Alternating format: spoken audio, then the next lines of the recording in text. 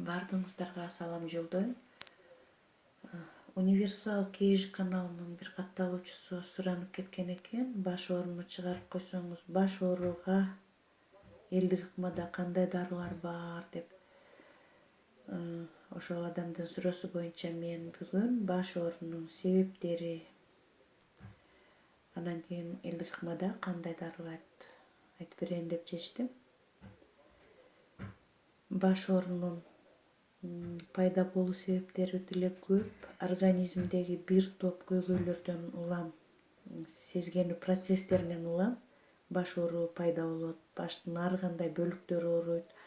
Баштын чыкый бөлүгүнүн оорусу давление түшүп кеткенден, кан басымы түшүп кеткенден, организм ууланганда, өт толуп кеткенде пайда болот. Желкенин оорусу болсо, моюн остеохондрозунда, спондилезунда, ошондой эле давление көтөрүлгөндө ооруйт. Баштын маңдай бөлүгү болсо, мурундун сезген ооруларында, фронтит, гайморитте,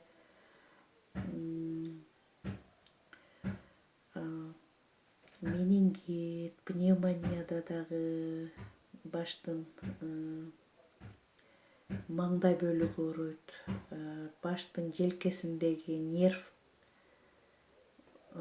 кысылганда дагы баштын маңдай бөлүгү ооруйт. Анан баштын бат-бат ооруп туруусу бул стресстен, нервтик чыңалуудан, чарчоодон пайда болот.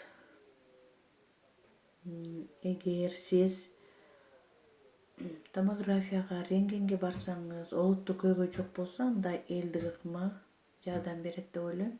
Мен башым ооруганда мен көп дары ичпегенге аракет кылам.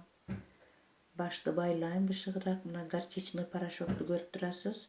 Горчичный масло дагы болот. Ысык сууга салып, 10 минутта, 10-15 минутта отурасыз. Бутту кызартат горчичный порошок.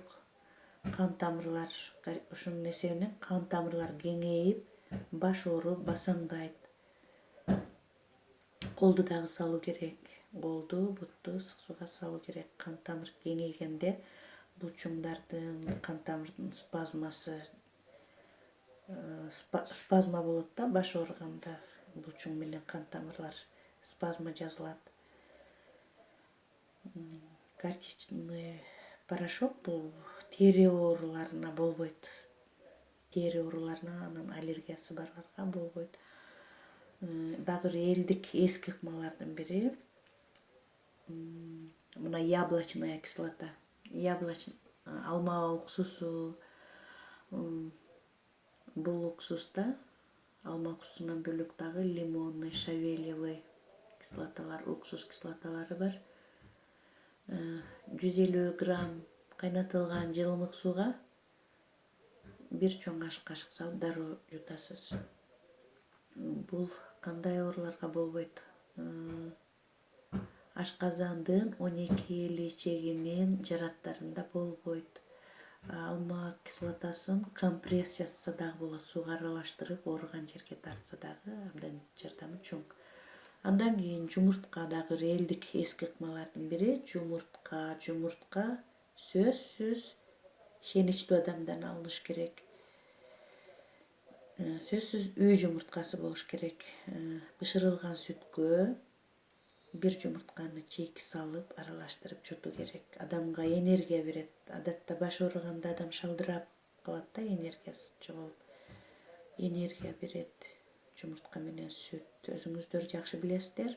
Жумуртка, сүттө белок, углевод, майлар болот. Бул дагы аллергиясы бар адамдарга болбойт. Жумуртка менен сүт.